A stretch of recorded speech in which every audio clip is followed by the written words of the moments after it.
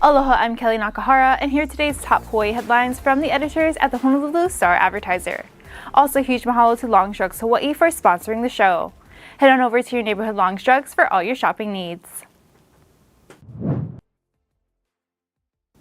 Maui police shot and killed an armed man who they say advanced towards an officer at a Kahului home Thursday night. Maui police officers responded to a report of a 29-year-old suicidal man at the residence at about 7 p.m. Police said the first officer to arrive saw the man wielding a weapon over his head. According to MPD, the man advanced towards the officer, who then fired his weapon. The 29-year-old man was transported to Maui Memorial Medical Center, where he later died. The officer involved in the shooting has been placed on administrative leave as standard protocol. Hawaii Governor Josh Green has announced more appointments to his new administration, including 2 state representatives.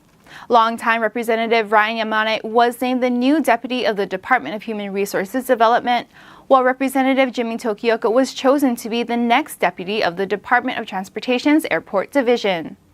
Both men won re-election to the State House in November. House Speaker Scott Saiki welcomed the 2 lawmakers in their new roles, saying that both men have accomplished records of public service in the House. Green also announced the state's first Director of Wellness and Resilience. Tia Roberts-Hartsock has been appointed Director of the Office of Wellness and Resilience after serving in several mental health service positions in state and federal government. A suspect in the killings of 4 University of Idaho students was arrested in eastern Pennsylvania, law enforcement said today. 28-year-old Brian Christopher Koberger was being held in Monroe County, Pennsylvania for extradition to Idaho on a warrant for first-degree murder. Koberger is a PhD student at Washington State University, which is a short drive across the state line from the University of Idaho. The Idaho college students were stabbed to death at a rental home near campus sometime in the early morning hours of November 13th.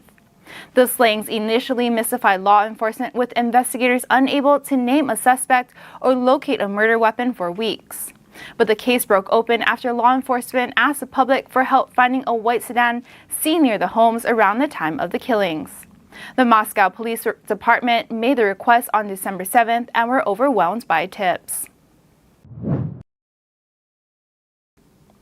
Honolulu firefighters extinguished an early morning fire that broke out at a vacant house in Nanakuli today. 12 Honolulu Fire Department units with 40 firefighters responded to a structure on Farrington Highway just after 5 a.m.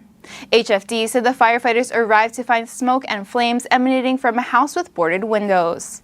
Fire crews brought the blaze under control at about 5:30 a.m. and extinguished it by 6 a.m. No injuries were reported, and the cause of the fire is under investigation. Finally today, Hawaii's Tua Tagovailoa has officially been ruled out for Sunday's game at New England after suffering a concussion in the Miami Dolphins' Christmas Day loss to Green Bay. Miami coach Mike McDaniel said today that Tagovailoa is still in the NFL's concussion protocol and is day-to-day as he concentrates on his recovery. McDaniel said that the star quarterback is better than the day before, but that Tagovailoa has to focus on his health and nothing else. Teddy Bridgewater will lead Miami in Sunday's critical division matchup against the Patriots, with a playoff berth on the line for the Dolphins. For Tagovailoa, it's unclear when or if the St. Louis school alum will return to the field.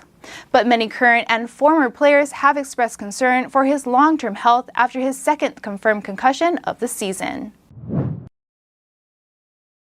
For more on these stories and all the latest headlines, subscribe to the Honolulu Star-Advertiser. Visit Hawaii's top source for breaking news online at staradvertiser.com and download the Star-Advertiser mobile app. Have a happy new year, and we'll see you right back here on Tuesday.